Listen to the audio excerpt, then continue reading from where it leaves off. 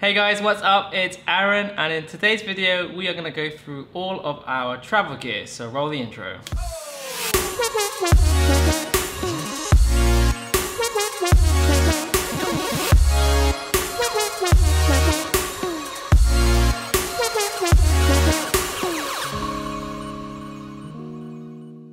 So we're making this video because a couple of you guys commented on what we use to make travel videos.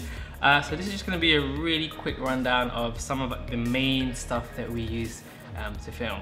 So starting off, cameras. So the main camera that we use is a Canon 80D, which is actually the camera that we're filming this video on right now. So we love the Canon 80D because it's just a really good all-rounder camera. So for photography, for making video. So one of the main reasons we chose this camera is because it can shoot higher frame rates. So that basically means that we can shoot slow motion videos, which is what you see in a lot of our B-roll. The other thing as well is that it has a tilty, flippy screen. That basically means that we can see what it is we're shooting, which is just super useful for when you're vlogging and trying to make sure you can see what it is you're filming. So we love that. Also, the Canon's autofocus is just really good. So no matter where I go, no matter how close I get, hopefully you'll see that it autofocuses really well. We do have a backup camera as well, which is the Canon 100D, which is what this shot is being filmed on.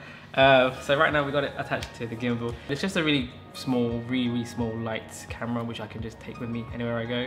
So it's just nice to have a second camera so you can get multiple shots. So another camera that we use is the GoPro Hero 5. We don't use this too often other than to shoot like action type sequences and also to shoot when we're in water because it is fully waterproof. One thing I do like about this camera is that it's so small, so you can pretty much stick it in really weird, strange places and have it interesting shots and stuff like that. Let's talk lenses next. So one of my favorite lenses to use is this, which is Canon 50mm 1.8. It looks like this. It's super small, really light, and it just looks really cool. You can get really good depth of field with this, so basically you can get shots like this. It just looks really epic, really professional, I guess, and really cinematic. So if you're looking to buy a lens and you've just bought a DSLR, I would definitely recommend something like this. Another lens that we like to use is the Canon wide angle 10 to 18mm lens, which is basically what this is being shot on. The reason why we use this lens is pretty much because you can do this.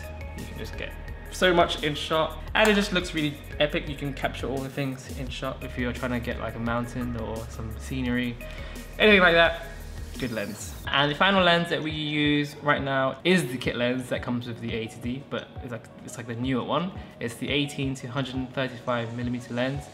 This is a zoom lens, so it goes all the way from 18mm, which is quite wide, all the way to 135, which is very convenient. Having a zoom lens is just really useful. You can just, if I wanted to, I could just shoot with that one single lens.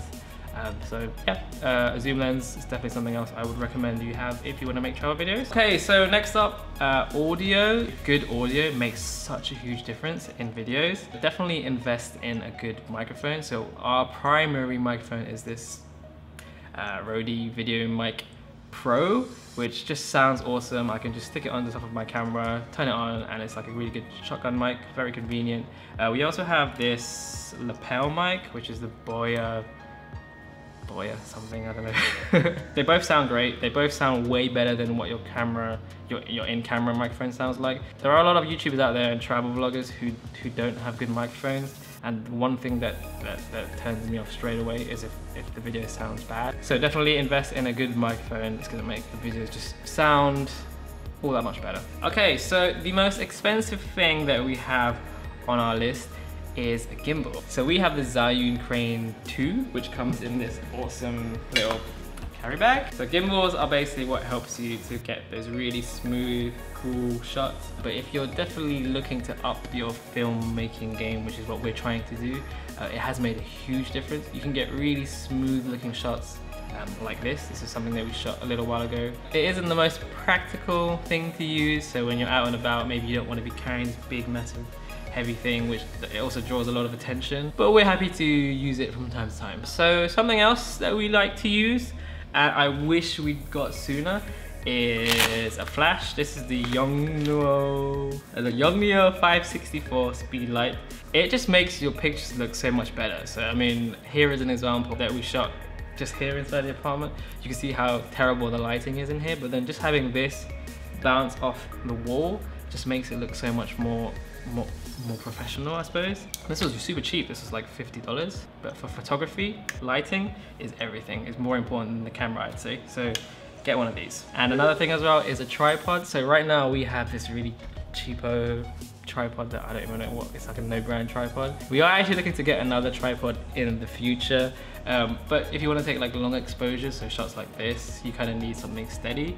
So just having a tripod in any situation is definitely useful. Also another thing, filters for your lenses. So if you're in a hot country, a sunny country like Vietnam, basically sunglasses for your lens, so you can shoot at lower apertures. Just makes everything look nicer when it's sunny. So camera bag, we have this, it's actually quite a cheap bag, but it's just very useful because it has these little compartments. I don't know if you can see this. It has these little compartments where you can store your camera gear, which is really useful when you're walking around, not having to stuff it all in a regular bag. Also, it opens from the back, so you know that if it's on your shoulder, like this, no one can take it from you. Definitely recommend getting yourself a dedicated camera bag as well. Something I would like to stress is that I know we're talking about cameras, we're talking about gear and stuff, but gear really isn't that important. If you don't have the resources to get all this sort of stuff, there's absolutely nothing wrong with just using a mobile phone to shoot all your stuff. For example, there is one YouTuber who I enjoy watching, Alison Lin. I'll link her channel right here. She's been shooting most of her videos on her iPhone and they look awesome. As long as what you're shooting is interesting and you're in a great location, it doesn't really matter what you shoot on, just shoot with what you have. So even if you just have a phone, use it. But we are interested in photography, we're interested in filmmaking. It's kind of like our hobby, so for us, we're happy to pay for all this kind of stuff. So it's really up to you to just decide whether it's worth it for you, but for us, it's worth it. And that's pretty much it. Sorry, it's a bit of a random video. I just thought it'd be interesting for you guys to see. That's it. We'll see you guys around on the next one. Okay, have a good one.